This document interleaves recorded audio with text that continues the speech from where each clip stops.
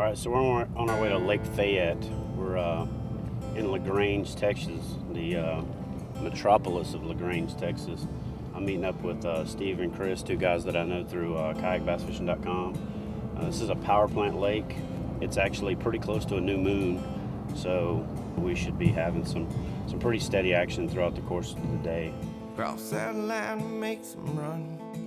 Bad day, bottle and a gun you meet. You bet you can't blame no one now, mister. Drove 3 days and you can't look back, cause you find yourself missing her hair and curls, painting her toes and a towel in the kitchen. And I'm just sitting waiting, staring at the gate. The rain keeps missing. First fish of the day, caught on a crankbait right here at Fayette, Texas. It's all the thing.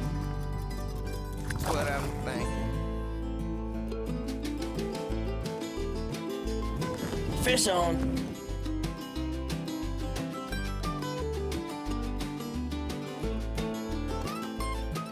She liked my words when I sing my song. She laughed every time I curse the phone.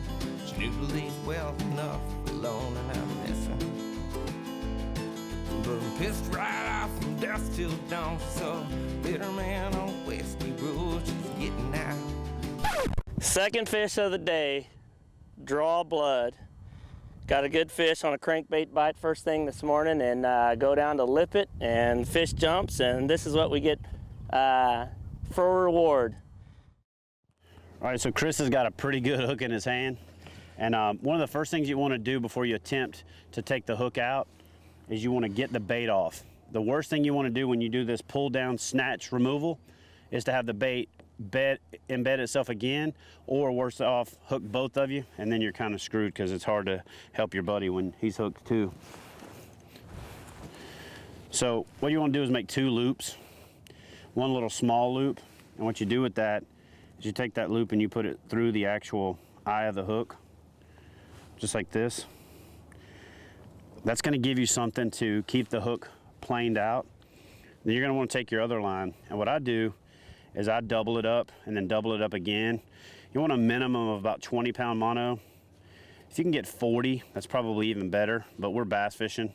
Nobody out here's got 40-pound leader with them today. So take this 20-pound, double it up with a couple of double overhand knots.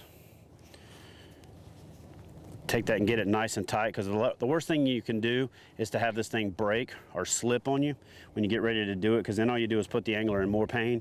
There's a couple ways to do this. The way that I do this is a little overhand finger trick. Just put it through there like that and make an overhand loop. You're going to take this entire loop and bring it over the hook. So hold that line for me, Chris. You're going to bring that, now bring that through there.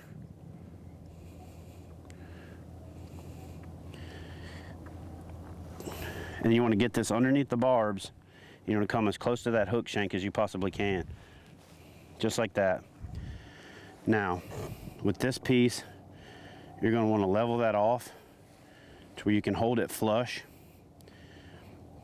And you want that hook shank as parallel as you can possibly get it to be in level. You want to get all the slack out of that line that you possibly can. And then what I like to do is literally double this thing around my hand a couple times so I can get a good grip. So the trick is to have enough tension on it to keep it flush. Is that hurting? A little bit. To keep it flush and to be able to pull it out the way that it entered. So let the hook go and kind of find its natural position, because what it's going to do is it's going to level out. So the way that this works is it's pretty simple. You pull this part down and you lay it flush. What I'm going to need to do is I'm going to need to stabilize your hand. So I'm going to need you to take that hand and put it on top right here. I want you to push down as hard as you possibly can. And then what I'm going to do is I'm going to level this hand, level this out with this hand. And I'm not going to have this wrapped around my hand because I want this part to slip. So you push down as hard as you possibly can. And though this doesn't seem humane, it's the best way to do it. It's kind of like jerking a kid's tooth out. So you want to level that part out. You want to get that hook barb up and flush.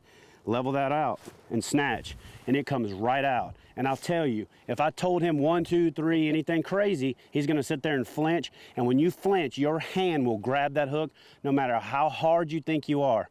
So the way to do this is to be talking, distract the angler, give them something to do to keep them preoccupied, and bam, the hook comes right out. Just like that. And you can put that on your trophy wall, my friend. There we go. Now let's catch some fish. Appreciate that. Stay tuned as Chad and the boys continue their hunt for bass in the thick reeds of Fayette County Lake. Fish. Booyah! This week on Kayak Bassin, Chad's in Texas, where he's hooked up with Chris Sufel and Steve Garcia on Fayette County Lake. You know, the lake we're fishing on today here in Grange, Texas, it's Fayette County Lake.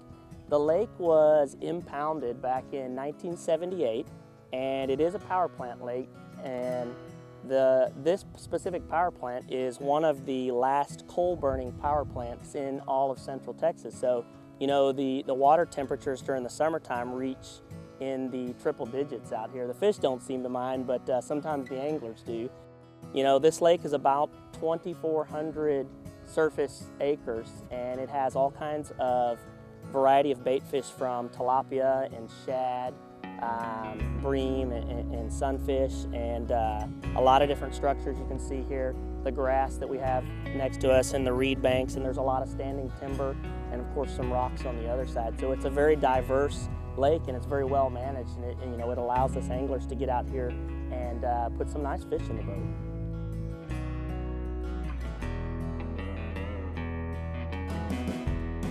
Fish on!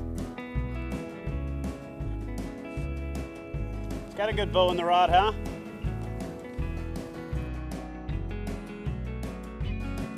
Now this time when we reach in to grab the fish, we're going to use some grips instead of our fingers.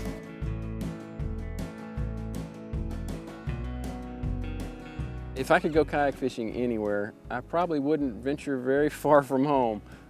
Nice. It might sound kind of strange, but I mean, in this area, there's so many lakes that you can go to fish, and I mean, I don't really feel like I need to travel anywhere to you know, really enjoy the sport. So.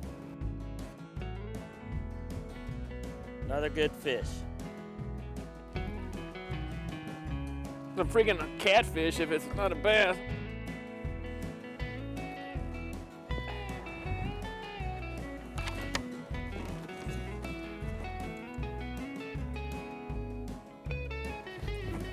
Nice. I love that keep it from jump move. That's a pro move right there, baby, when they're about to jump doing that. Ooh, stay down, girl. Oh yeah, come here, baby.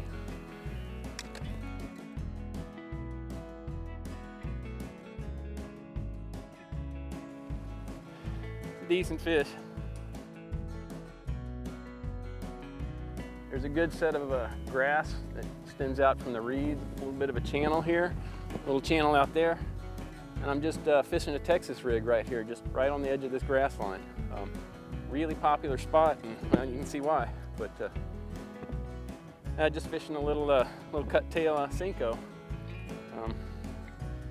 You can get this kind of stuff all day out here though. Nice fish. Let her go. There you go, baby.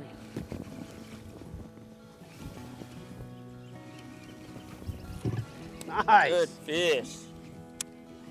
Good fish.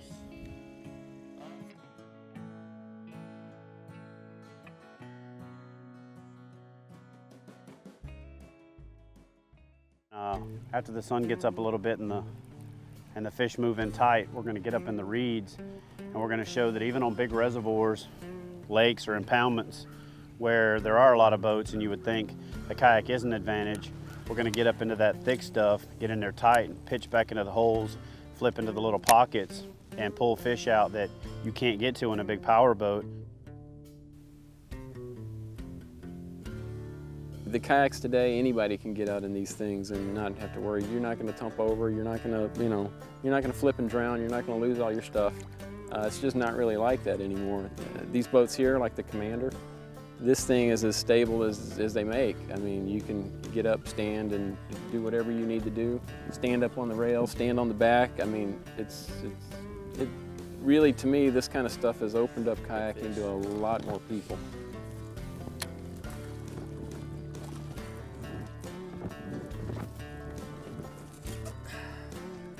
There it is. Good old Fayette fish.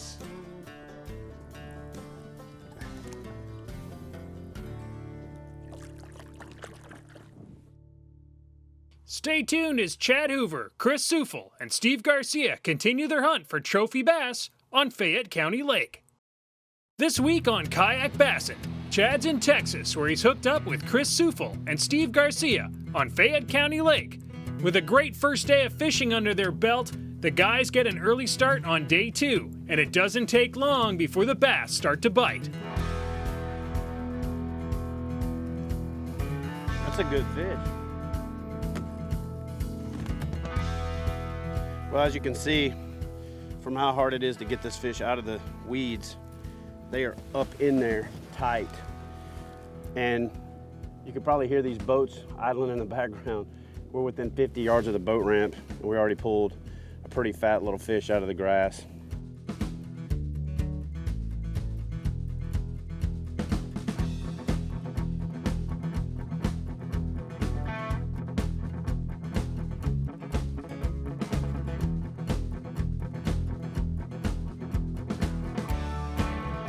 Recently, I was fortunate enough to catch a really nice fish, 12-pound, 3-ounce.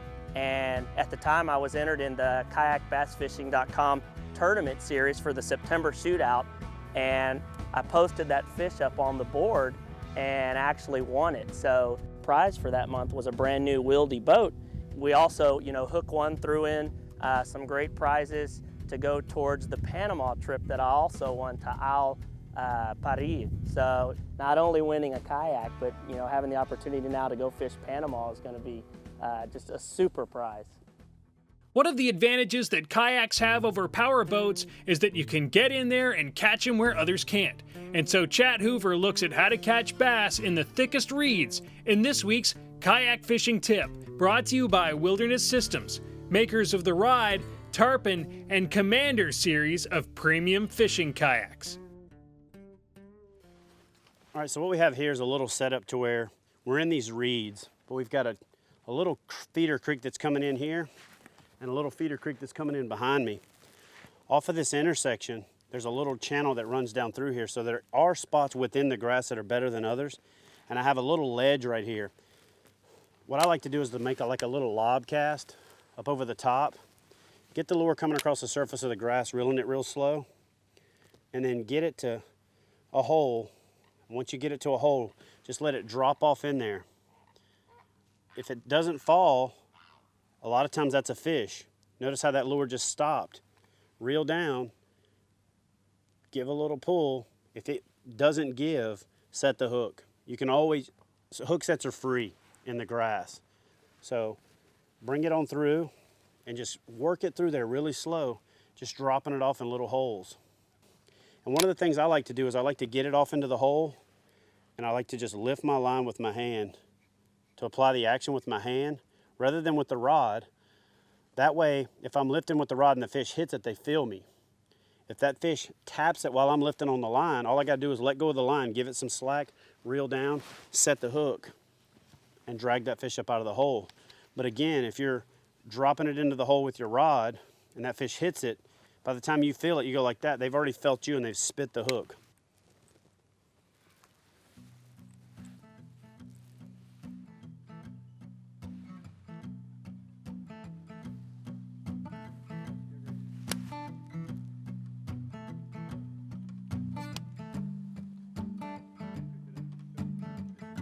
Fish, fish, fish, fish, fish, fish.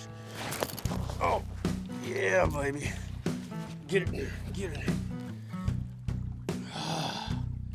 Come on. Stay down, don't jump, don't jump, don't jump, don't jump.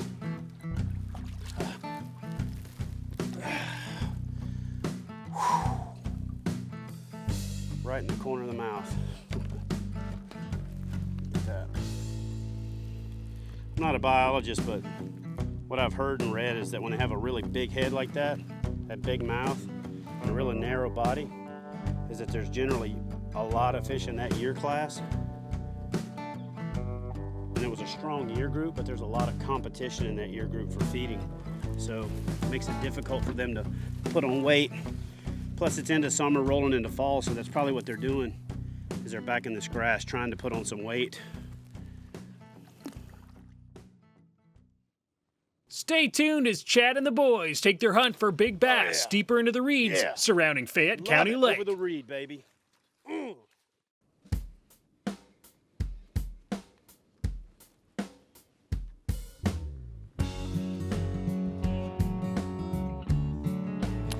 Oh yeah, yeah, love it, over the reed, baby.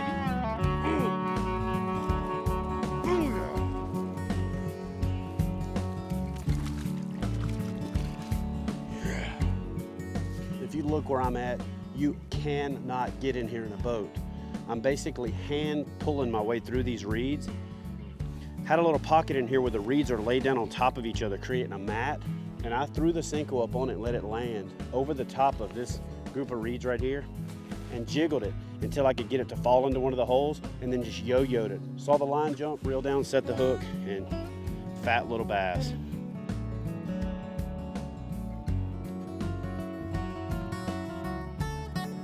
So we kind of hit a dead end. So we're gonna head back out, get out of the grass, work our way up and find another one of these little lanes. Getting in these lanes is key. Saw a couple of big bass take off to where they just shut the whole trunk of the stalk. So there's definitely a lot bigger fish in here. We just need to take our time and move through the grass a lot more quiet, a lot more patient, and put it in those little tiny holes, because that's where those big bass are laying. All right, let me take a second real quick and tell you about the gear that I'm using today and what I've found the most success with. Kind of like the pocket that you see in front of you, what we've been doing is we've been pitching into these little holes. What I'm using is the G. Loomis's Senko rod. It's actually the BCR 893 Senko rod. It's designed for Senkos. It's 7 foot 5 inches, which gives you a little more length and leverage. It's got a really sensitive tip, solid butt for dragging fish out of those really tight places. So this 200 E5 paired with the G. Loomis Senko rod, 30-pound braid, 20-pound Seaguar leader, a 5/0 straight shank mustad hook. And the reason that I went with the 5/0, even on a small Senko, is it adds a little bit of weight to it, and it's also making it fall vertically. I know Chris has been doing really well with the wacky rig. I went with the straight rig because it allows me to drop it in those tighter places. And when I drop it in those tighter places, it makes a quick waffle. And that quick waffle is what's drawing the strikes. And all I've been really doing is pitching and flipping into these little holes, or really just swinging the lure back up over the top, dropping it into these little tight places, getting the line up on the reeds, and just kind of jiggling it back in those holes, and those bass just smash it. So again, when you're fishing tight stuff like this, a long rod, heavy braid, a low speed gear ratio reel, choose oversized handles if you want to have some extra control, and that combination will definitely help you out when you're fishing in tight places like this.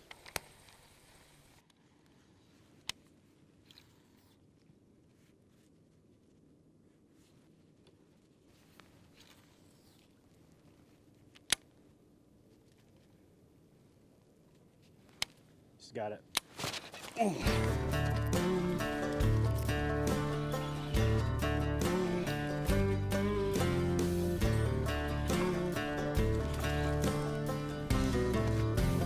She flat smashed that Senko.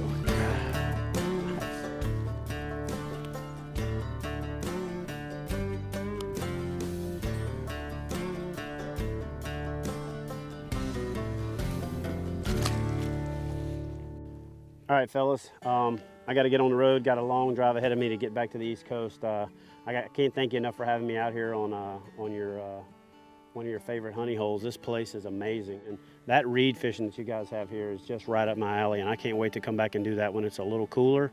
The fish are committed a little more shallow, and we can get them big fat girls up in there hovering in that grass. So if you're ever coming through Grange, Texas, I'm not exactly sure why you would ever come through here unless it was to fish. But Fayette County Lake is a great place to stop off and drag a bass out of the grass. Fellas, we got a long paddle. What do you say we get on out of here? Let's get to it. Cool.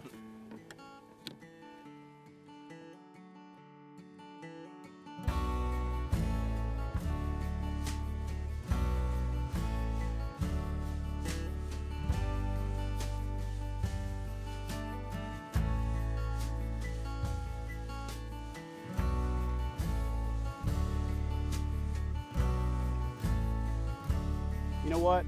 Whether you're new to kayak fishing or you're looking to give kayak fishing a try, visit Hook One at kayakfishinggear.com for the latest in kayak fishing accessories, kayaks, and you know what? If you don't see something that you like, give us a call and we'll make sure we add it. Wow, nice fish.